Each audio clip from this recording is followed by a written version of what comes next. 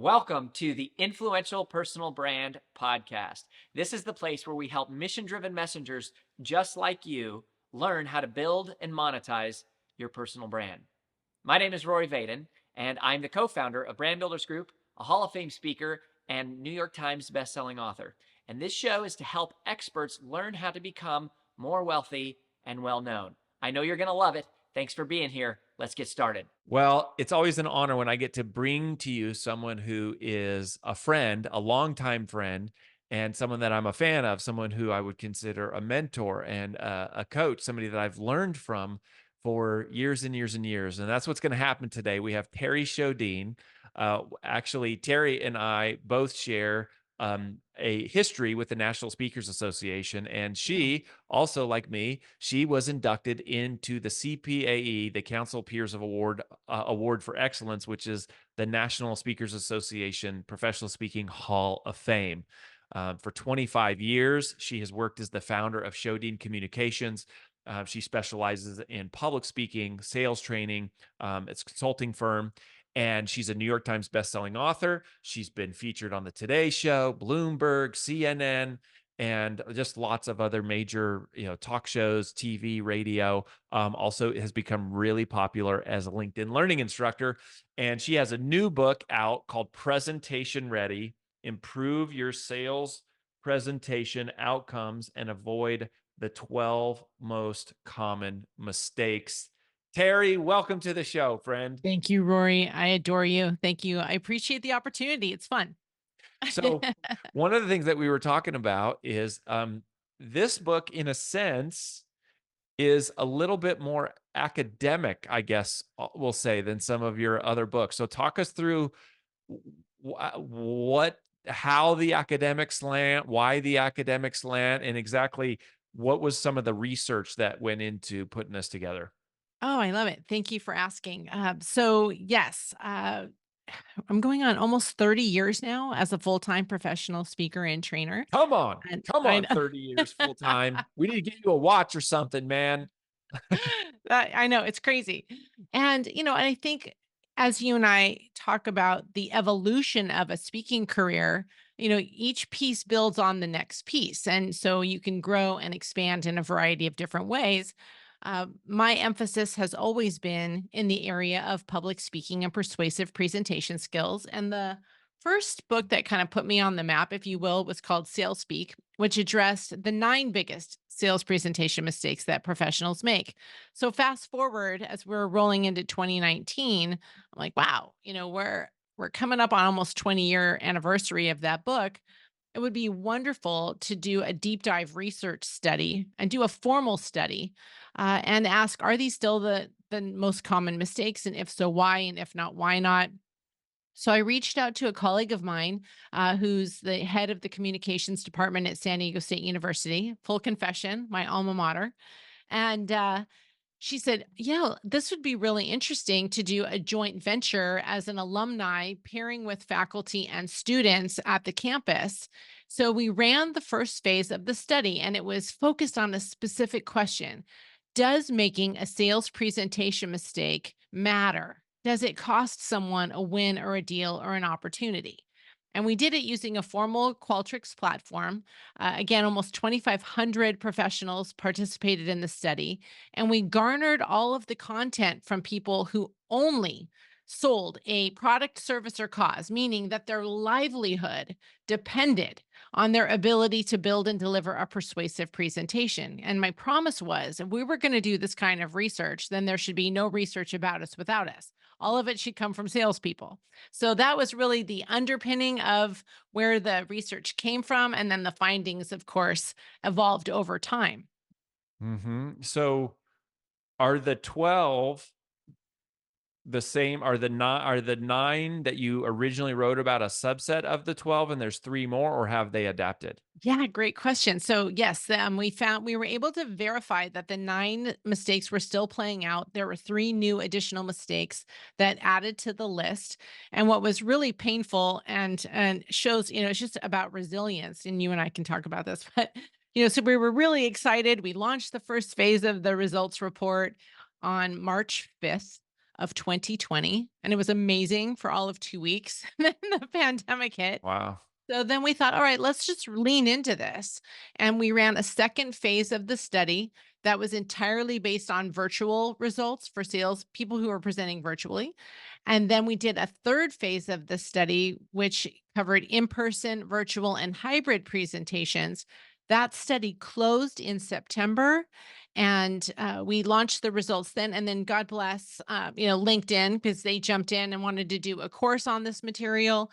And then we sold the program to McGraw Hill, or sold the manuscript to McGraw Hill, and they moved very quickly so that the content would be incredibly fresh. And that's how. But all of these, to answer your question, it's a very long answer. All 12 mistakes were relevant, whether people were in the first phase, second phase, or third phase of the research study. So And meaning then hybrid or in person doesn't matter. did not matter. All the 12 mistakes still played out. Fascinating. So which one which one of the original 9 do you think is most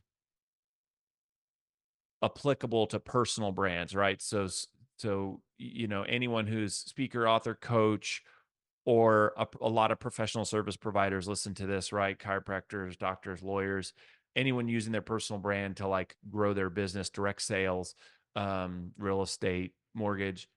All of it. If you think of So, those 9, like, is there one that jumps out to you to go like, man, this is the one, or talk us through some of the big ones. so I believe very passionately in the power of the spoken word. No email, text message, or viral video will ever replace it. One human being speaking to another in real time can shift everything. So, to your point, whether somebody sells or promotes a product, a service, or a cause, wherever they are, they made up the body of these research participants, and there were actually 3 mistakes that rose to the top, regardless of gender, regardless of generation, regardless of how many years of experience people had. So, the number 3 biggest mistake that most people self-confessed, which was also in phase 1, was that most people had a tendency to conclude at the end of a presentation, but they did not close. They didn't have an ask. The number 2 biggest mistake that most Hold on a people second. I just want to double tap on that and yeah. zoom in there on that one. So, what's the difference between concluding and closing? I love that question. So, a conclusion is a wrap up, right? A close is your specific call to action. What do you want people to do as a result of the message? So, what you'll notice is when somebody's giving a presentation, they might say, okay, so do you have any questions? And the listener will say, nope. And you'll say, great. Okay. Thank you so much. So, if there's anything we can do, like, please let us know, call us. Call us isn't a close. A close is an action step. What do you want the people to do as a result of the message? So, a simpler, easier line, and we can get into that in later terms, but after you make your proposal or your offering, you could say something simply like, would you like to move forward? You're asking them to move forward. You're asking them to take some sort of action step as a result of the message. So you're asking them to make a decision in some regard also, yeah? Right? Whether you're asking them to set up the next appointment time, whether you're asking them to make a commitment to uh, give you a referral, or asking them to make a decision right then and there to say yes and move forward, cut a check, sign the contract, do the Mhm. deal. Mhm. That's Okay. it's I love it. Tons of people do that, right? I mean, it's like every whether it's a blog post or a podcast or a presentation in front of 1,000 people, it's just like, it's so great to be here." And it's like you're walking away, like you're yeah, literally just like literally leaving money, just going, "Okay, I worked hard for my money and then I didn't actually collect any of it. I just like left it there." it's horrifying. And I mean, I work with some incredible people, and they'll say, "Oh my gosh, I'm a concluder. I'm not a closer." And Oh, so don't don't be a concluder. Don't be a don't be a concluder. concluder. Okay. Yep. All right. What was the second most? Number two biggest sales presentation mistake that people self confess, remember, these are based on self identification, Okay. is that they are far too informative in nature rather than persuasive. They data dump. Mm. Overly informative versus persuasive. So, There's a lot of reasons for that. Like the biggest one is there's no risk in being informative. We don't hear no, we don't get pushback while we're being informative. And it's like somewhere along the line, people started feeling like, I know, maybe if I just give enough information to people, then they'll just be able to sell themselves. And that's lovely, but that's not how adult decision making processing works. So so uh how does it work then? Like, what? So, I think I know what informative looks like. I'm basically just spewing information and facts and ideas at you. yes, data dumping is part of that overly informative phase. But okay, so I'll get really academic here. In communication, there are three types of presentations: informative, persuasive, and ceremonial. An informative presentation by design is supposed to be unbiased. It's supposed to tell all sides of the story. It's supposed to be cooperative versus competitive. And its sole purpose is to promote learning. That's why you're there. So, unless you're going out into the field and you're like, hi, I've read all the material of all my competitors because I just wanted you to see everything that's out there and you can pick anyone you want to because, quite frankly, I'm not attached to the outcome. It doesn't matter to me. I'm not going to profit. I'm not going to do anything. Like, I'm just here to be a philanthropist of information. I mean, if you, that's the only way that you're really authentically informative. A persuasive presentation by design has intent. It means that you want somebody to do something as a result of the message. And if you are working on promoting your personal brand, if you are selling a product, a service, or a cause, you are very intentional. You want them to work with you, you want them to work with your company, you want them to do it now. So I'm trying to help people to just love that, like own it and love it and roll around in it. And sometimes people say, Terry, are you selling me? I'm like, yes, that's what I do. Like, no one's shocked, right? Like, that's what I do. And I think we oftentimes we get in our own way and we overcomplicate the close. We overcomplicate what our responsibility is as a presenter when we walk into that moment. And as you know, How do you get past that fear part? Like, I think, like you said, are you selling me? Yes. I think a lot of people would say, "Are you selling me?" No, no, I don't think of me as a salesperson. I'm not selling. I don't want to sell to oh you. no, Like, I own it. I how love do it. you? I I know that you do. How do you coach? I know that you do. How do you wrap your mind around that, or how do you help other people wrap their mind around that? Like, I don't want to be thought of as a pushy salesperson. and I love that you put the emphasis on pushy. Look, I believe in the power of the sales professional. We move commerce. Nothing happens until somebody sells something, but we shrink from it. And so I think what makes this book different and what makes this conversation different is, my training is in academic focus. I was on the speech and debate teams in high school and in college, and I use debate strategy in a selling environment so that I can apply persuasive arguments to move a transaction forward. I don't think it has to be hard sell. I don't think you have to have a negative connotation of what a salesperson is. I think you can craft a beautiful, elegant, persuasive message and move people towards action without being hard sell. So, to kind of circle back to your question, how do you get them to lean into owning being a sales professional? And I think if you own it and you believe in it, then it's a lot easier to have that conviction. Somebody asked me, okay, Terry, in all the research that you've been doing, what's the hardest product to sell? I'm like, the hardest product to sell is the one you don't believe in. Mm. So if you believe in yourself and the services that you offer, then the bigger question that I'm trying to help people with is you can't just give people a laundry list of the things that you do. You have to construct a logical, persuasive case to move them towards action. And so there is a clean process. Again, I don't use any weird, crazy, manipulative closing tactics. I use strategies that are based on logic and evidence and social proof. And I think that when you give people those tools, they can feel better about being persuasive and being and crafting a compelling message. They're like, "Woo!" Like I hear all the time people going, "Woo! I wish I would have known this 20 years ago." It freaks me out to think how much money I must have left on the table. But once you give them, then they're liberated. And I just try to teach people to fish so that they can go and do it on their own. How do you close? Like, how do you we were talking about that just a moment ago too, like, do you if you had to give someone, like, a 5-minute crash course on closing, you gave us that question earlier, which I think was, "Do you wanna move forward?" Something to Yeah. that. Would you like to move forward? Is What that happens at the end of is that? it as simple as that? It's like just one question, boom, that's a close? Well, yes or no, but okay. So it's so there's a segue here. So we talked about the number three biggest mistake out of the 12 that people self-confess, which is that they clued but they don't close. The number two mistake that they self-confess is that they're overly informative versus persuasive. And the number one biggest mistake that most people self-confess is that they wing it. They roll in hot and they say things like, I've been doing this for a really long time. I can do this in my sleep, but you can't. So in order to structure, so you have to start initially with the structure. How did you lay out your talk?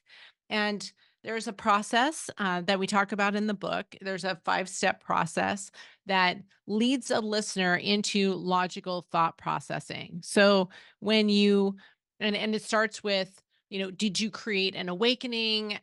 What are the need steps? How do you address satisfaction, visualization, and change? It's called Monroe's motivated sequence.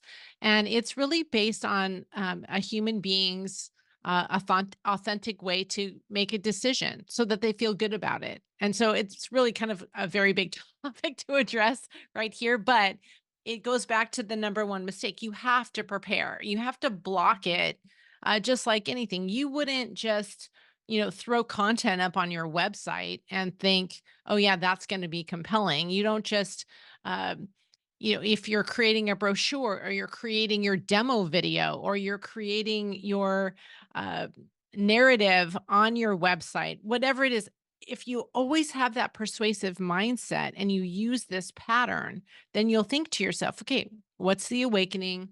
What's the need step? What's the satisfaction step, the visualization step, and then the action step?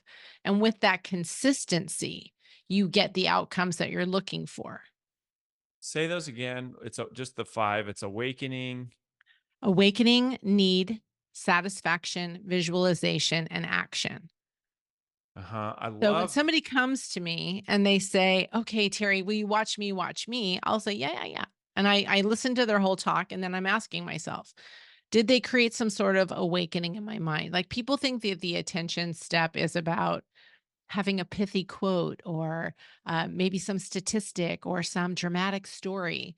But that's not what a listener needs in a buying situation. I'm not saying that you can't use those things, but they should create an awakening. The listener should go, wow, I've heard this before, but the way you're saying it, it's landing in my mind in a different way. And now I'm curious. That awakening curiosity step is what helps you to convert someone who maybe didn't even initially want to be there. Right? Like, not everybody is excited to hear your proposition as you are to tell it to them. So, you have to make them intrigued and inspired to want to move forward. And you want to do it in a way that makes you feel good about it. So, that's that whole essence. And that kind of weaves into the second part of the book. So, the first part of the book is focused on how do you build your persuasive case.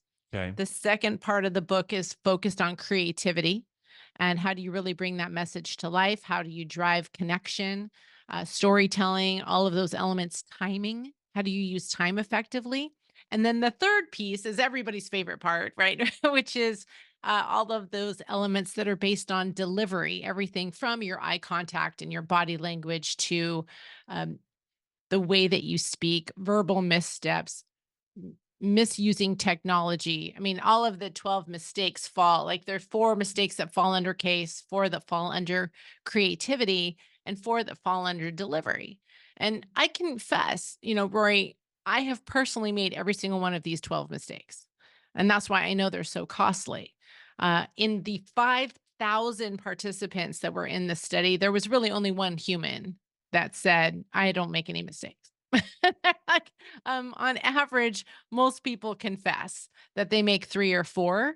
And then most people will tell you after the fact, I've seen so many of these things play out. And then they start the horror stories of what they've seen. Totally. So Yeah. that was the second part of the study. The second part of the study said, okay, well, if the first part is based on your self confessions, then the second piece would be who better to judge sales and business professionals than other business and sales professionals. Hmm. So, what did you see?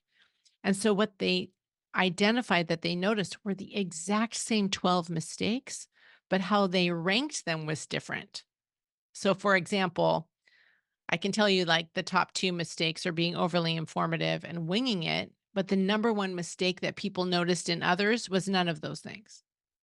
Okay. The number one mistake that people noticed in others is that that talk was boring, boring, boring. Uh-huh. So don't you think that's interesting? That most people self-identify as being overly informative, but other people are boring. Call it boring. Yep. Yes. That's like, So we say that in sorry to break it communication to you, theory, sweetheart. You're boring. You're right? Because boring. no We're one tells, asleep over. We're sleeping. right? And Yeah. that is the that was where things really got super crazy interesting, was because we did a comparison of what people self-identified with what they noticed in others. And what you just said, Rory, instinctively is what really hit it on the head. We don't tell people. You don't tell someone, oh, I thought that was really good, but you're boring. We don't tell people, you have all kinds of weird, strange body language and gesturing when you speak. We don't tell people, did you know that you say or like or every other word? Hmm. We don't say to people, oh, you know what? You use so many industry acronyms and I had no idea what you were talking about. Like, we don't tell people. So what was fascinating is what people self-identified versus what they called out in others. And in those observations, that's where we get the learnings. Well, and here's something I would just say for those, if you're listening and you are a professional speaker wanting to like get more gigs or get higher fees, or if you're aspiring, if you're not getting gigs, that is people telling you you're boring. Like everyone, like literally everybody thinks, "Oh, I'm great at I'm so good with people. I'm great at talking." To your point about like winging it, and they're like, "No, I'm so good on stage." And it's like, well, if you're really good, people walk up to you and they walk up to you after and go, "That was incredible. I'd like to talk to you about speaking at my event or my friend's event or whatever." If you're not, like they are telling you you're boring. Like that's a huge part of it. Or and let's take it even to your seasoned pros that are on the call. We have a burden to evolve our content. Mhm. And you've been doing this a long time. I've been doing this a long time. The things that I said in that maybe we thought, oh, that put me on the map. Well, maybe it put you on the map then, but it doesn't keep you on the map, right? You Sure. have to keep evolving and creating and researching and investigating. And then with that wisdom, you pair your street sales experience and you pair that with your wisdom, and then you have to apply it to what's happening in the world now. And that in and of itself becomes a sales process, because some people might say, oh, yeah, yeah, we've heard her before. But you want them to be like, oh my gosh, we heard her before. And now her new content is meaty and really rich. Or, wow, the stuff that Rory's doing now has just evolved into such a sophisticated level that, you build street cred and credibility from a very different perspective. And I think for those people who have experience that are listening to your podcast, what messages can we take from the Rolling Stones or the Madonnas and the people that keep reinventing themselves and have incredible longevity? It's one thing to Mhm. be Taylor like a Swift. rocket ship. Taylor Swift, man, Eras tour. Even though she's young, she's reinvented so many times. Yeah. I'm a Swiftie. I'm a Swiftie. I'm in Who for it. isn't? How I can you know. not admire that woman? I mean, yeah, you may not like her, but you got to respect her. I mean, there's lots of people like that in the world where I go, I I happen to like Taylor Swift, but like there's other people where I go, I don't like this person at all, but I have to respect the magnitude of how they're playing and what they're doing and show how they're showing up. Um, so that's really powerful for reinventing. When you look at, I'm curious about virtual versus in person. So you said that in the study there wasn't really any distinction. So maybe not from the study, but just I guess from your own observation, because so much of our communication is virtual today. I mean, just Mm, so much of it. Are there are there certain major mistakes that people do make when they're communicating virtually that you think we can kind of be absolutely. on the lookout of, like, hey, you gotta at least get these basic things right if you're communicating virtual, because it's like post COVID, it's like it is a bit of a different world. It is, and it's not going back. So yes, there's a whole chapter that's dedicated to technology and demonstration failures, and they can take place in either a virtual or hybrid environment. I think one of the opportunities in virtual is the reach. I mean, you can Yeah. really meet with decision makers in a variety of different locations all at the same time. I mean, from a sales perspective, again, I'm asking people to put their sales hats on, but we used to say, "Oh gosh, it's so challenging because now you can't just walk into their office and meet with that person." That's true. There is a limitation to that. However, the opportunity is you can schedule a virtual call and meet with multiple decision makers in on multiple continents Yeah. and accomplish more in a shorter period of time. And you save not only time, but you can save a great deal of money. And so there is an efficiency when you schedule it correctly. The downside is the time factor. We know that the amount of time you're given in a virtual or hybrid environment is Mm. significantly reduced. You get maybe 30 minutes, and then you get a really hard stop, right? Like, what is the hard stop? We never used to get this hard stop factor, Yeah. Well, right? it's like I And have another meeting in 10 seconds, not yeah, I need to walk down the hall and drive in my car and driving. there's flex. It's like, no, it's right now. I have to go. Yeah, that's It is. interesting. So, just like we were talking before about winging it, we can see that in virtual calls or in hybrid calls, that winging it issue is a huge problem. You cannot just jump on a call and wing it when you have really strict time parameters. You have to kind of block the time. And then you have to try to rein it in if it starts to go sideways, right? I mean, we've all had those moments where someone on the call will take you down a path that's going to pull you off your agenda. So you have to have an awareness like, okay, this thing's going to close in like 5 minutes.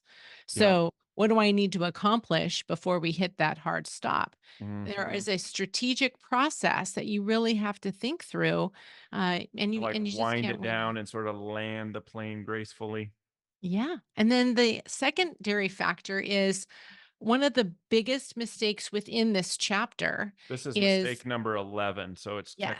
technology and demonstration failures. That's what you're talking about here. Exactly. And the hybrid environment. So you might be with 5 or 6 people in front of you, but you could have 5 or 6 people offline. And navigating that hybrid opportunity is tricky, especially if you're doing, let's say, for your speaker colleagues, how often are they speaking in front of a live audience and then they have participants? You could have 150, 250 people offline in a Yeah. hybrid. Guess what the number one complaint is They ignore the for a virtual. speaker? They ignore the virtual. They ignore the virtual. Mhm. And even though we know it, people still do it. Oh, heck And yeah. Even that's if the there's problem. we've done events where we've had events for clients, like with Ed Milet's event, there were 400 people in the room. There were 16,000 watching online, and we still naturally default to playing to the people who are right in front of us, even though it's like there's 16,000 people. It's like it's just it's hard to do that. It's hard to play to both. It is. And so that's why I really committed this book because there's these things that you and we know, but I say this all the time. I was just with Brandon Steiner, and he said, Terry, I know this stuff. And I said, Brandon, it's not that you don't know, it's what you do. What I'm fixing is a lot of times not things that you don't know, but you're not doing. Yeah. And how do you integrate what you know into your behaviors on a consistent basis so that you can get the outcomes that you want? Mm. And I think it's Uh, I think it's really fun. I love it. I love it. So presentation ready. Improve your sales presentation outcomes. Avoid the 12 most common mistakes. Terri is one of the best trainers in the world on presentations, persuasive presentations specifically, including speaking skills, sales skills. And check this book out, y'all. Go get it. I promise you'll love it. Terri's a pro. And Terri, where else should people go if you want them to sync up and connect with you? Oh my gosh. Please visit my website. You can just go to terrisjodin.com. That's TerriSjodin.com. You can access all the information about Presentation Ready. It's available in bookstores worldwide, Barnes and Noble, Amazon, all of the above. And I do have a newsletter. If you would like to receive a complimentary copy of each of the 3 research study reports, you can just visit my website. You can download the research summary reports, and you'll see the data that really underpins all of the content that's in the book, and subscribe to the newsletter. Really cool. Really cool. Of course, we'll link to that in the show notes at brandbuildersgroup.com/podcast. Terri, thank you for this. Thanks for being here, friend. And I wish you all the best. I adore you. Keep doing all your magic. Rory, you're such a star, and I'm honored to be your friend. And thank you for having me on your show. It's a privilege.